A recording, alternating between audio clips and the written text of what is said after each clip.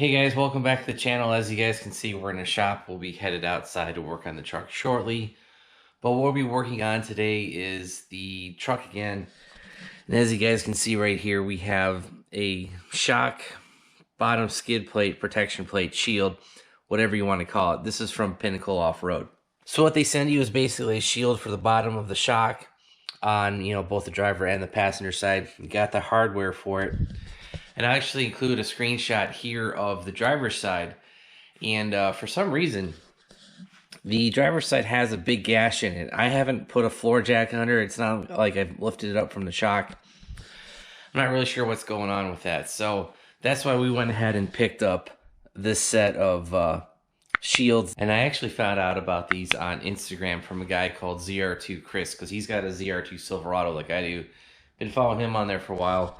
Happened to see these on the back of his truck. I was like, oh, that's actually a pretty smart idea. So pick these up from Pinnacle Offroad. They were like 140 bucks. I think that was shipped. Maybe shipping was $10, whatever it was.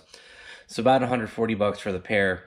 And basically these are going to sit underneath where the shock mounts, and it will protect the bottom of the really expensive DSSV shocks from hitting on stuff, grinding on stuff, and getting damaged. So let's go ahead and get these installed. All right, guys, this lower shock mount is a 21 millimeter bolt. It's torqued to 118 foot-pounds. So gotta pull that out. It is 21 millimeter, like I said. And the replacement hardware that comes with the kit, this bolt is actually gonna be 22 millimeters. So be prepared with a 21, a 22, and then there's an 18 millimeter bolt that we're gonna bolt through here. Basically, that's where the shock brace is gonna go through. So 18, 21, 22 is what you're gonna need. All right, guys, I did get the bracket installed. You guys can see I had to disconnect my rear sway bar.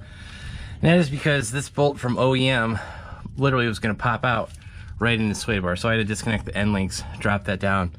Not a bigger deal. So how I was able to line this up, because you're trying to go through the bracket, the rear axle, and then the shock itself. How I was able to line it up was I actually came in from the other side. I was able to get the factory bolt through the bracket, through the axle, and then I was able to push up on the shock, get that lined up, and then I came in from this side and pushed that OEM bolt back out, and I was able to get this all the way through. So pretty simple. We got to put the little bracket in here. We'll tighten this down, put some Loctite on it, and call it a day. This is an 18 millimeter bolt. There's not really a torque specification for this, just because it's an aftermarket bolt. There's no instructions on it from Pinnacle Offroad. I would say just good and tight. I did put blue Loctite on there, so we got to get that tightened down. And then this bottom bolt, there is a torque spec, 118 foot-pounds. That's the GM spec. Don't forget to put some blue Loctite on the hardware over here.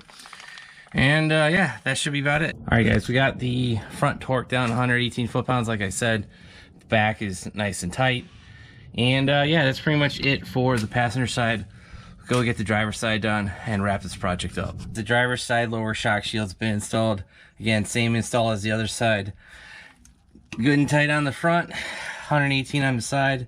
Good to go. So we are done with this install. All right, guys, that's gonna be it for the Pinnacle Offroad rear shock brace shield, whatever that thing is called. Pretty simple install, just some hand tools, and you can get that done. Now, I did jack the back of the car up by the axle.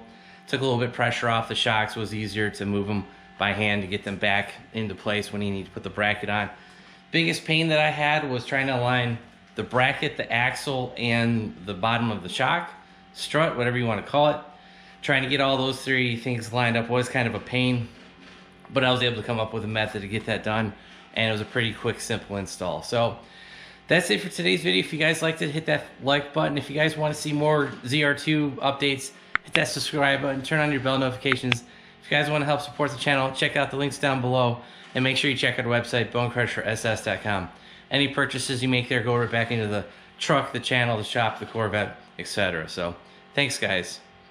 Have a great one.